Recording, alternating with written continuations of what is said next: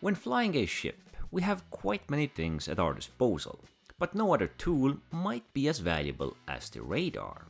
If you understand the type of radar you are using, it can help you quite a bit in a fight.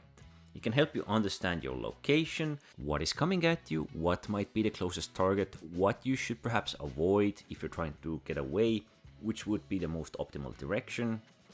You can even see rockets being fired at you. Now, of course, radar itself can be a pretty simple tool to understand. There are two types of radar.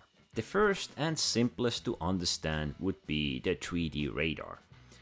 Most ships usually boast this radar. You will be at the center point of this radar, and everything you see around you will change position depending on how you are moving, which direction you are facing, because the frontal area of this radar will always be the direction you are or your ship will be facing towards.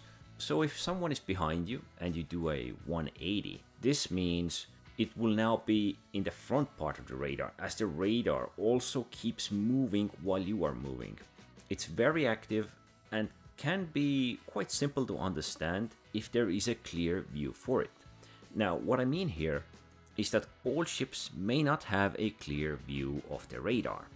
Some panels may be blocking it, it may be slightly off to the side depending on your ship, or perhaps even with some ships it can be somewhat bugged, displaying doubles, or not showing properly, depending on sometimes even the flight mode you are using. The second radar type is which we could consider 2D radar. This tries to keep things very simple and is very common to Drake ships and few other ones like the Nomad as well. So this is spread into 5 sectors. The overall idea is that the central circle area is the direction your ship is facing. Personally, I would never consider the lower part of this circle, as usually a ship will block the line of sight to that area. As for the other 4 parts, these are considerably 90 degrees to your right, to your left, up and down. These will give you the idea that somebody is above you, to your left, to your right, and so forth. And then we have the outer circle. This means they're a bit more behind you than they are to the sides, or perhaps even totally behind you. The main difference with this radar is that with the 3D radar you may get some understanding if your target, the rocket, or just some random NPC, how far it is from your ship. With the 2D radar you just get the directions. You can find out the distance yourself if you turn around. Now, which would be the better of the 2 radars?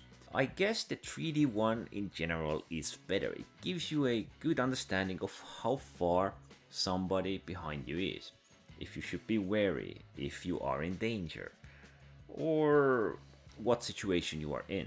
But with the 2D radar, if you have 1 or 2 targets, well, it's quite easy to understand where they are based off this.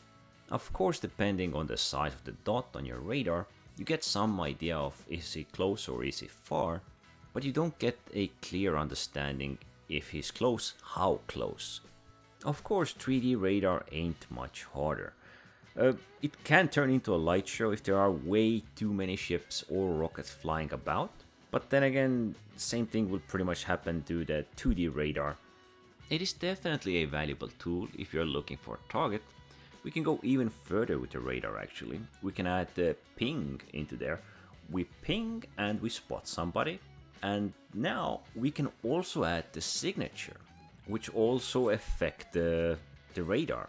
Mostly the cross-section one should be the most important for the big ships, but there are also the infrared and electromagnetic, and those are a bit more focused on the rockets. So all of this works together in a pretty big way if you want to go deeper into it. But right now I just gave a basic overview of the radar, and they're not that hard to understand. Most players would probably understand it right away once they start moving. They might ignore it the first time, trying to understand the overwhelming amount of controls and displays they're seeing. But eventually, it will be a pretty decent tool which you can use to assist you in combat scenarios or in trying to avoid those combat scenarios. But as usual, don't forget to like, subscribe, and thanks for watching.